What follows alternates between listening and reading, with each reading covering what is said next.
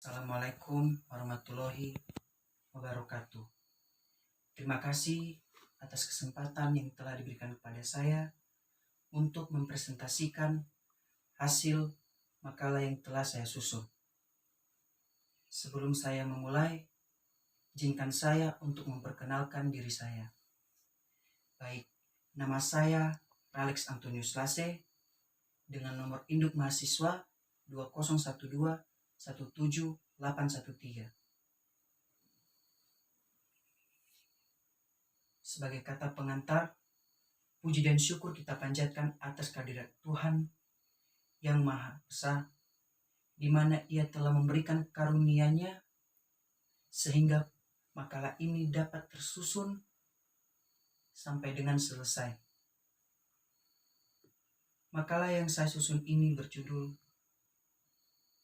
Sentralisasi Perizinan dalam Undang-Undang Mineral dan Batubara.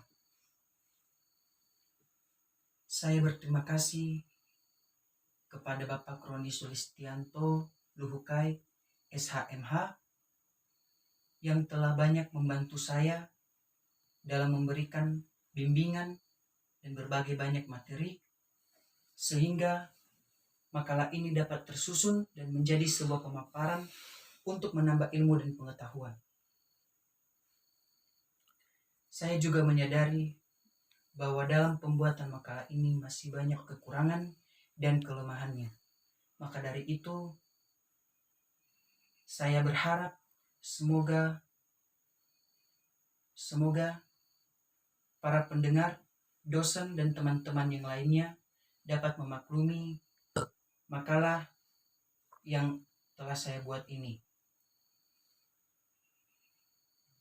Baik, langsung saja saya jelaskan. Dalam hal ini, kita akan membicarakan tentang sentralisasi. Sentralisasi ini adalah sebuah kewenangan, sebuah kekuasaan yang dimiliki dan tentu orang-orang itu berhak untuk memilikinya. Salah satunya adalah kekuasaan dalam bidang pertambangan, di mana di dalam bidang pertambangan kita menemukan mineral dan batu bara. Mineral ini bisa berbentuk strategis, bisa berbentuk vital, dan bisa berbentuk umum. Strategis meliputi minyak dan gas alam, dan vital meliputi emas dan permata. Sedangkan yang bersifat umum adalah pasir dan limestone, yang dimana pada sebuah yang dimana kita masih bertanya-tanya bagaimana sih cara mengelola sebuah pertambangan itu. Pengelolaan sebuah pertambangan itu kita bisa lihat atau kita melihat bagaimana kondisi lingkungan. Yang kita lihat dalam lingkungan itu adalah kualitas air, udara, serta lahan. Kalau pertambangan itu bagus, pertambangan itu banyak yang menggali atau menguntungkan, tentu juga cara pengelolaannya itu dipelihara dengan baik. Tetapi kalau pengelolaan sebuah pertambangan itu tidak dijaga dan tidak dilestarikan, sama saja seseorang melakukan yang namanya kerusakan untuk merugikan semua orang. Kerugian ini didapat dalam setiap masyarakat. Masyarakat juga membutuhkan pertambangan. Pejabat, pemerintah juga membutuhkan pertambangan. Begitu juga semua makhluk hidup di dunia ini membutuhkan pertambangan. Pertambangan ini sering kita temukan. Salah satunya adalah minyak. Tanpa minyak, misalnya minyak bensin atau minyak tanah. Tanpa minyak bensin ataupun minyak tanah, kita tidak bisa menjalankan tugas kita. Minyak bensin ini digunakan untuk kendaraan bermotor, bisa juga mobil, dan lain sebagainya. Minyak tanah digunakan untuk menyalakan api, untuk memasak, dan lain sebagainya. Jadi, sebuah kelestarian, sebuah kekayaan alam itu bersifat nasional. Kita harus wajib menjaga, melestarikan, merawat, supaya tidak punah karena ulah kita sendiri manusia yang tidak bisa menjaga serta merawat yang telah Tuhan berikan untuk kita, yang Tuhan telah berikan untuk kita. Kita jangan hanya tahu memakai saja, tetapi kita harus pandai mengelola.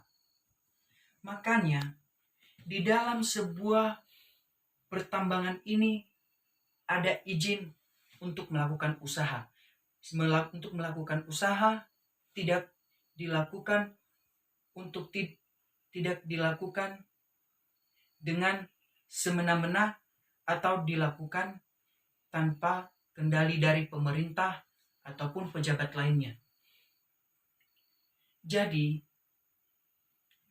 kalau kita ingin berusaha, ingin mendapatkan izin usaha, kita harus bekerja keras supaya yang kita dapatkan itu tidak menyia-nyiakan hasil, tidak menyia-nyiakan waktu kita.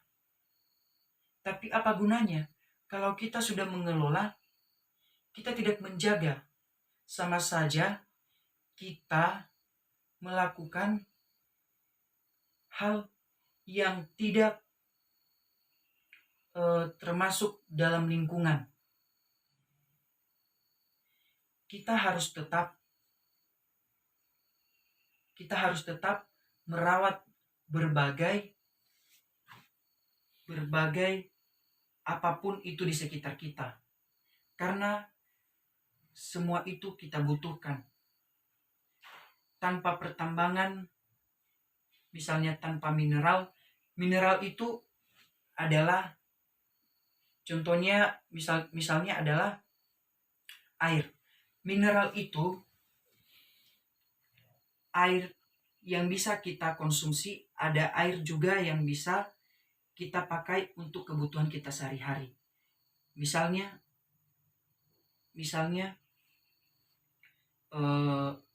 air untuk mencuci baju, mencuci piring, serta untuk dikonsumsi.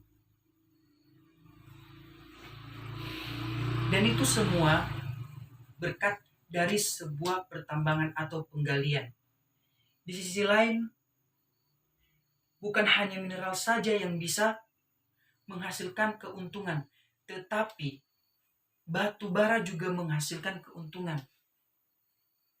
Batu bara itu bisa dijadikan sebuah hiasan, sebuah batik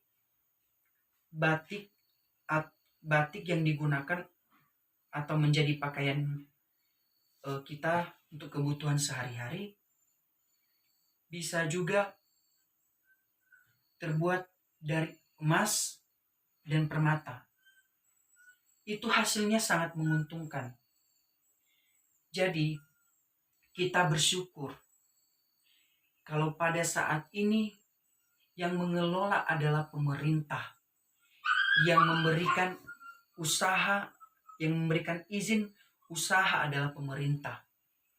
Bukan seperti pada zaman penjajahan Belanda. Yang menguasai pertambangan itu adalah raja-raja yang besar. raja-raja yang selalu dihormati atau raja-raja yang unggul yang mempunyai jabatan yang besar. Jadi pada saat penjajahan di Indonesia, di bidang pertambangan itu yang dibutuhkan adalah penambang yang tradisional atau yang mempunyai karakter, yang mempunyai sifat yang sesuai dengan kemampuan. Bukan yang seperti saat ini, pertambangan yang selalu dijadikan untuk bukan sebuah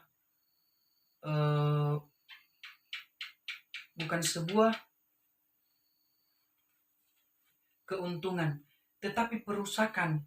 Makanya nanti ada manusia yang mendapatkan air, ada juga manusia yang tidak mendapatkan air. Karena apa? Karena mereka tidak bisa melestarikan, karena mereka tidak bisa menjaga.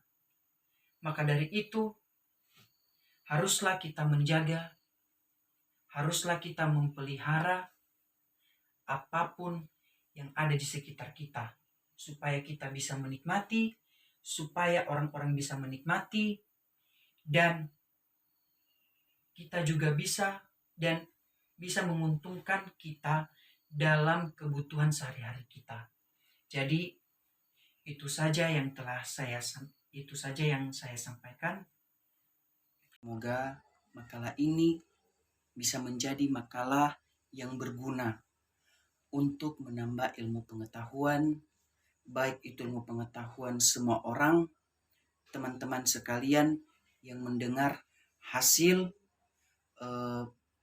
presentasi makalah yang telah saya susun ini.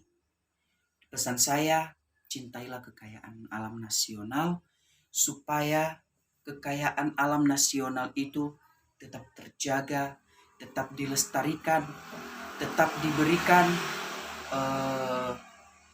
pengelolaan yang baik, supaya dalam mengelola sesuatu usaha kita tetap diizinkan karena kerja keras kita bagus, dan tunjukkan kepada semua orang kita mempunyai karya yang tidak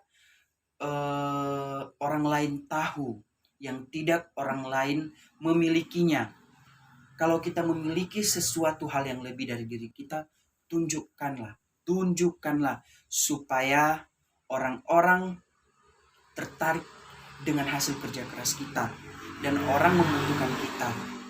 Maka dari itu, saudara-saudara dan teman-teman sekalian, jangan pernah menyalahgunakan wewenang kalau misalnya nanti teman-teman mendapatkan jabatan atau mendapatkan sebuah kekuasaan, jangan menyalahgunakannya. Cintailah pekerjaan itu, maka pekerjaan itu akan dapat memberikan keuntungan kita. Nah, pada misalnya pada bidang pertambangan ini memberikan keuntungan yang besar kan. Jadi jangan heran kalau pertambangan itu bisa mencukupi kebutuhan kita untuk mencukupkan ekonomi keuangan kita. Kita pintar, kita cerdas, itu ada pada diri kita sendiri. Jadi kita harus mengerti bagaimana itu yang namanya kerja keras. Tanpa usaha kita tidak bisa mendapatkan hal yang sesungguhnya. Maka dari itu saudara-saudara dan teman-teman sekalian, berusahalah selagi kehidupan ini masih ada. Karena berusaha itu bagus, bekerja keras itu bagus. Karena kalau kita bekerja keras, itu sama saja kita membangun atau sama halnya kita memelihara berbagai jenis-jenis perkembangan yang ada di sekitar kita, supaya tetap memberikan kehidupan yang tetap terjamin untuk semua orang dan menguntungkan kita dan memberikan kita juga sebuah prinsip untuk tetap bekerja keras dalam mengelola sesuatu hal. Baik teman-teman, itu saja yang bisa saya ingatkan kepada teman-teman sekalian supaya tidak melakukan penyalahgunaan dalam setiap wewenang yang telah diberikan. Terima kasih.